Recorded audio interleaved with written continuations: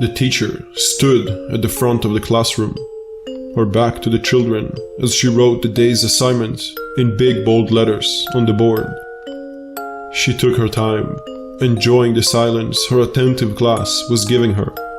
She dotted her I's with hearts to reflect the mood she was in. When her words looked as good as they could, she turned and faced her students, a huge smile on her lips.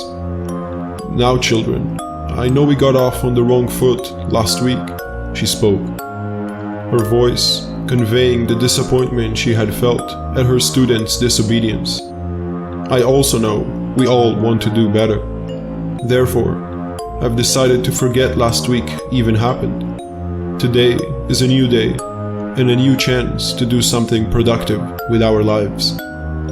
She watched her students as they stayed quiet, all eyes fixed on her. No one fidgeted. No one whispered to their neighbor. Nobody did anything but watch her. Her smile grew even wider. They were off to a great start. "John, thank you for sitting right in your chair today. Claire, thank you for not using your phone in class," she said, acknowledging the corrections they had made. "Thank you all for not talking while I'm talking." She walked around the classroom, her heart swelling at the improvements. This was how a class should behave.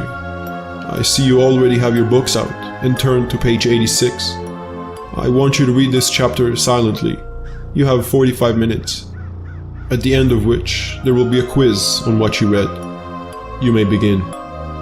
The teacher continued to walk around the room, peeking over the students' shoulders, enjoying the sound of silence that should accompany schoolwork. She glanced at the children's faces as she passed them. Her work was exquisite. The stitches were hardly noticeable where she had sewn their bodies back together. That summer course in taxidermy had indeed paid off. She looked around the room at the silent, stuffed children sitting at the desks and smiled.